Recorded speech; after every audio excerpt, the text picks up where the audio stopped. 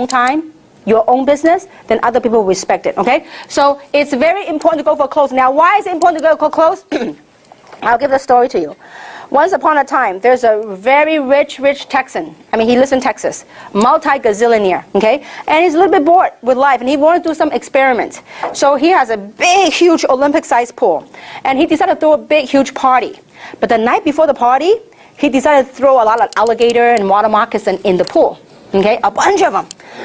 So the next day, when the party begins, when the guests start arriving, a lot of people start arriving, so he gathered everybody at the pool, around the pool. And he would say, listen, whoever is daring enough to jump into the pool and able to swim across the pool and come up alive, I will grant him or her anything he or she want in life. Before he even stopped talking that, he heard a loud splash. There was a guy in the pool. And the guy was like on an Olympic record, you know, because why? Because water moccasin and alligators chasing on his tail. So he was swimming across the pool in record time. He came up from the pool, all, you know, shaking all the water, and this multi-billionaire walked up to him, so excited, run up to him, says, sir, can you tell me what is it you want? I will give you anything you want in life. And this guy says, before you give me anything I want in life, I want to find out the name of that dude who pushed me into the pool. So sometimes, somehow in our lifetime, we all need a little nudge. Because 18 years ago, if the person that taught me in the beginning in this industry, he didn't push me, I would have never got started. You know, after I got signed up, that's exactly what I said. Would you like to put in your MasterCard or your Visa? And he was like inching in on me, right? And I'm like, what, you know, why are you closing on me? And so anyway, long story short, I signed up. The first thing I did is I went home. I still remember that day. I was so gung-ho. I was so excited. Then I told my sister about it. And, you know, because I respect her and I love her. And, you know, out of the kindness of her heart and her mind, and she thought she had touched upon MLM in the past, and she gave me a whole lecture why I should not do network marketing. And she goes, if you're smart, you will pick up that phone and you're going to cancel your application. Now, I'm sure a lot of us have faced that because people love you. See, people say that not because they're devious or anything, no, because out of the kindness of their mind. See, a lot of people go through life judging life by their past experiences and their past failure. And they care about you, so they think that that's something not for you based on their own judgment. Well, I was very, very tempted to cancel. I actually called the guy and said, you know what, I'm having second thoughts. I'm having cold feet. I said, I don't know if something, I said, I just got laid off at my job, and you know, at that time cost me a couple of $100 to get started. This is not exactly a small amount. And he says, listen, before you cancel, why don't you go to a training? Why don't you attend a training? Then we'll talk. So that's when I began to plug into the system. I attended training. I built my own belief structure. So thank goodness I didn't quit. See, if somebody didn't push me, I would not be where I'm in life. I don't know where I would be. Some of my college friends, you know, I still remember, I call all of my college friends. Some of them went to UCLA with me. Some of them went to UC Irvine with me. I called all of them. And you know what? They were so negative. They said, Kim has lost her mind. This lady is college educated, graduated, very good grades. Why is she doing MLM? You know, maybe she got laid off and she really lost her mind. And so they were all laughing. They were all, not one joined me. They were all laughing at me. But you know what? I said to myself, I said, look at who's going to get the last laugh. Some of those friends nowadays, they're unemployed. Some of them are still complaining about their job. Some of them are not where they want to go in life. And they already given up in fighting for what they had once dreamed of. They had given up what they had wanted at one point in their life, that they thought they could be somebody. And they've given up in life. But so thank goodness I didn't quit. So if you really believe, the thing when you come to close, if you truly believe that this is an opportunity of a lifetime, if you truly believe this product can actually save other people, if you really believe the opportunity can touch people's life, you have no problem closing. None. But you got to get out the paperwork. Don't be shy. Just listen. Great, I'm going to show you how to get started. Don't be afraid to ask for the sale, because the worst thing you can get is what? Is a no. But there is a power in asking. Because if you don't ask, you don't what? You don't get. You don't ask, it's an automatic what? No. But if you ask, there might be a chance you get something. Samson and I went to buy this camcorder because we decided to record this thing for the business. You know, we realized that we need to have a system so that we can have people outside of LA can grow the business. So we were at the Sony store in Costa Mesa, in South Coast Plaza. Sony store. Well, they were saying if you buy 2 more items, you get this thing off, 15% off. I said, well, what about the other items? They go, no, only one. I said, no. Can you give me, 15% off everything? Everything? And you know what? Well, let me try. So long story short, I got 15% of everything we bought at the store. The power of asking. You got to be willing to ask. Look, if they say no to you, what do you get? Automatic no. But if you don't ask, you will never know anyway. The other thing, very important, so on Mastering Basics, is always be in phase 1. What is phase 1 activity? I want you to go back and think about on your day 1 of joining the business. When you first joined the business, what did you start doing? You started sharing, you started recruiting, right? That's called phase 1 activity. You were excited. Now, I need you to be in phase 1 activity for at least 1 year. Phase 1 meaning what? Excitement, your enthusiasm, your recruiting, your building. A lot of people don't succeed in this industry. You know why? They go from first 2 months, then phase 1. First month in phase 1. Second month, they go into management mode. You know what management mode? They started managing their downlines. That's not your job. They're all independent business owners. They do not report to you. Don't go manage them. The only person you can manage is whom? Yourself. Look, we're all independent business owners. Stop going to management mode. Hey, you need to come to the meeting. Hey, you need to do this. That's called babysitting. When you babysit, what do you make?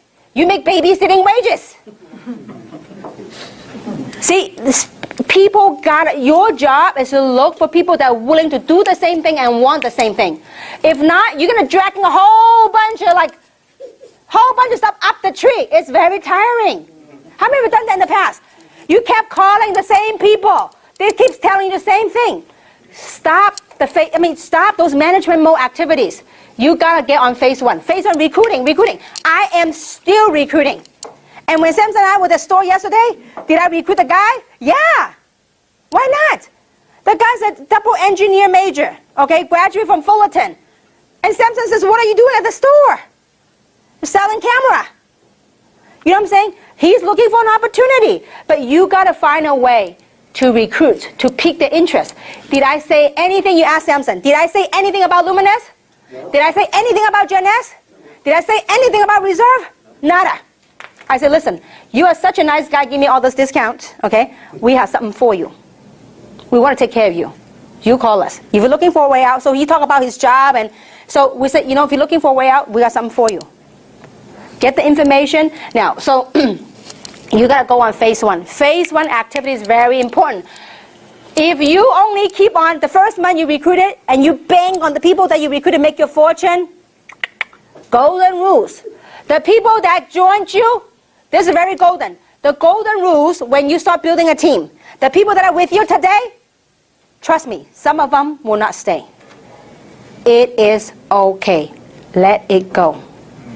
Our job is to go out there and identify the people that want the same thing and willing to do the same thing. Not just say, I want to make $20,000 a month. And yet they're not willing to do the work. Okay? So phase 1 activity is very important. Any questions so far? No? Okay. So phase 1 now. The other thing I want to touch upon. How do you think is the phase 1 honeymoon period? Honeymoon period or phase 1? I would say if you really want to succeed, phase 1 at least 1 year. Okay. Now, but what I mean phase 1 is this.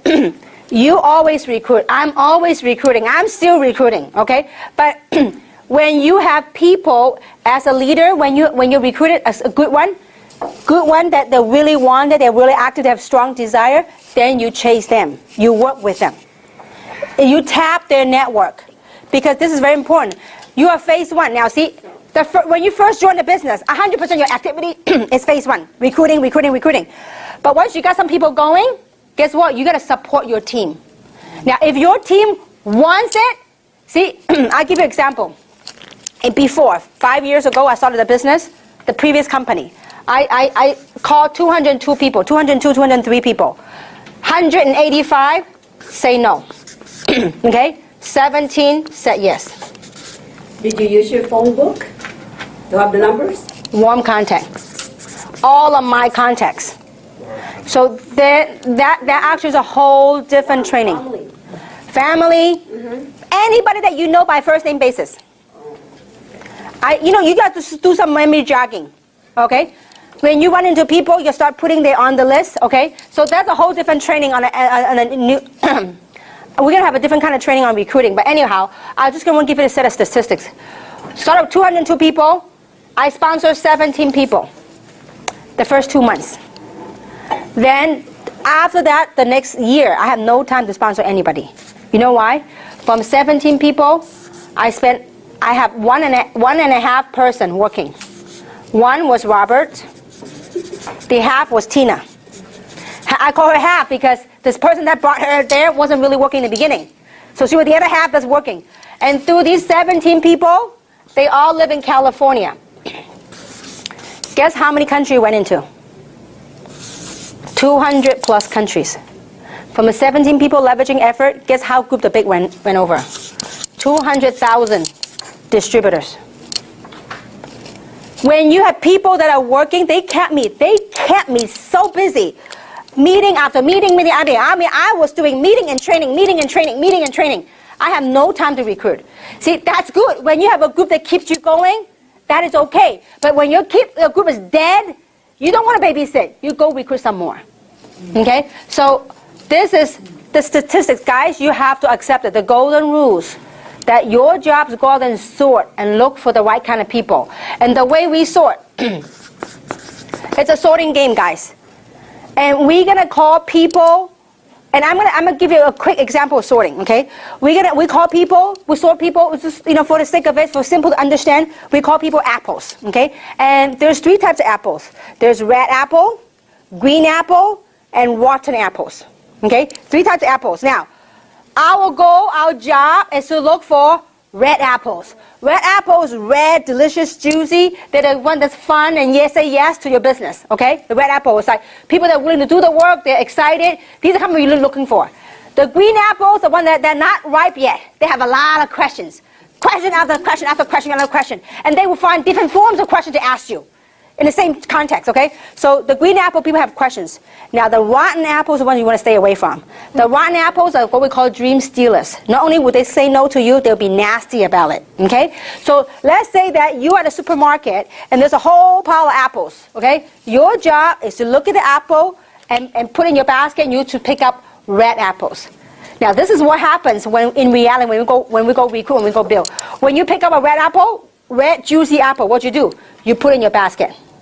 Then when some of you reach out and find a green apple, you know what some of you will do? You will talk so much. Hey, green apple, wake up, turn it to red. It won't. When you put a green apple, you can say when you have time, you can spend 20% of your time with the green apple. But 80% of your time with the red apple. Because sometimes green apple can turn into red apple later. Once you answer all the questions. Miracle. Now, when you reach in the pile and you reach and you got a mushy, gushy stuff and you pick it up, it's a rotten apple. What do? Are you going to say, rotten apple, please, please, be well? It won't. It's a rotten apple. What you do? Throw it away. But too many times people get so attached to the rotten apple that you try to save it and you try to save it and before you know it, that rotten apple got to you. And you got rotten with it. The stuff that they say, it began to make sense to you. And before you know it, you go down along with it. But our job, this is how you not get emotional attached to it. Your job is to look for red apples. People that want red apples. People are excited. People have enthusiasm. People have the right attitude. People want to do something with life. Because there's so many people out there, they want nothing out of life. They are happy with whatever. That's fine. But you want to look for people that want to go somewhere in life. So you're out there looking for red apples. Okay? So what did I do? I sort. Do you know how many rotten apples of 185 people? A lot. Like 150 were rotten ones, real rotten. Some are really bad. So what did I do? I tossed them so fast. I don't even recall what they said. At the time it was so bad, I said, adios, bye, go next one. But a lot of people, they don't understand the power in the numbers. It's not what these 17 people did, but it's whom they led me to. It's not what some of them did. I brought one of the person that brought me to Tina. It's not what he did, but he led me to Tina. He's a great guy. He made a ton of money in that company. But he led me to Tina, led me to a whole bunch of people in China. And so it's not what they do, it's who they lead you to. So that's why when you work your business, you got to pick the ones that are good, you chase them. When the momentum's hot, what you do, when you strike an iron, the iron's hot, guess what you do? You strike it. A lot of people, when your business is up, they take a vacation, they go spend their money. Don't do that. When the iron's hot, you strike it. You go, you know what? I have a business friend, and he said the best. He goes, you know what? Life is like a spring wheel. Some are good, some are bad. He goes, when it's good, I'm going to get a big nail, I'm going to nail it in there so it won't go back. Just when it's good, you got to really give it all you got because this is your chance. One time I asked my friend, I said, hey, you know what? I said, what would you do if you're making $30,000 a month? And back then, $30,000 a month is a lot of money. He goes, oh, I'll take a vacation, I'll take this and that. I said, listen, that means your momentum's up. You need to really, really ride it. Because in business, you don't know when to go down. You don't know. You only take the best of it and run with it. Okay? Overcoming obstacles. Along the way, as you're talking to people, will we have challenges? 100% guarantee. Will there be difficult times? 1,000%. The difference is, what do you do when you're down? Most people will stay down with it. You know what? Most people say, when the group was thriving or when they once had that big glory, they kept living on the past glory. Get over it. People say, well, what would people say about me? My team died. Get over it. This is now. We're dealing with now. I can't do anything about the past. I can't do anything about the future. But I can deal with what we got now. If you can't drop your ego about your past success, you know what? The past success may be a one-time luck. That past success may be a one-time gig. But if you are as good as you think you are, you're going to stand up and you do it one more time. See, people say, I believe, I want it. You know what? Most of you have not crossed the edge. You're going to gone beyond that edge if you want it. If you, look, how many of you can really feel, how many of you feel good to get a $40,000 check? What would you do? I tell you, many years ago, when I got involved in industry, they told me the average income for that company of an RVP was 30 grand a month. And I remember in my thoughts, in my head, I said, you know what? 30 grand a month. I said, forget about getting a month, every month. If they give me one check, one time for 30 grand, that will help me solve a lot of problems. How many relate to that? Yes. Yeah. It is a huge, these things now become a number to me. Don't get me wrong, it's a huge blessing. This is a huge blessing. What kind of business gives you that kind of return? But see, everybody wants it. But are they willing to do what it takes? See, this is something that it's a very fine line. We have to really tweak it. You have to really, really, really get it. I want it. I want to change my life. I want it. I want it. But when the very first sign of challenge, you get knocked down, you stay down, and that is it. Then what happened to your dream that you once wanted? What happened to that thought that you once had it? Listen, money, people, things, material, people can take away from you. But one thing they can't take away from you is right between your two ears. If you're strong, you know what you want out of life, don't let anyone talk you out of it. Don't let nothing. You just got to get to that point of no return. When you get to that point, you have crossed a boundary, you have crossed a line, you said, this is it, this is what I want. And I want to say this, and I don't want to come off the wrong way. I have a very, very, very loving family. I have 3 sisters. And all 3 of them were opposing me to the max. The word opposing is an understatement. They opposed me of doing MLM for many, many, many, many years. To a point where they will call me every day to tell me to quit. Every day. If my older sister were here, and one of these days at the event, she would tell you, you know what, my sister, that poor kid, I only wish she would quit. Because she would call me every day to tell me to quit from Hong Kong. Every day. At 3 o'clock in the morning, I know it was her. And until it gets to the point now, she's a wonderful, loving person. But she did that based on, she thought she was caring for me. She thought she wanted the best for me. Because her experience with MLM wasn't that good. But she thought she had experience when all she did was had maybe like one meeting of a water filtration company. She didn't even join. Okay, so it was maybe that one incident. So she based her whole perception about MLM and every day trying to talk me out of the game.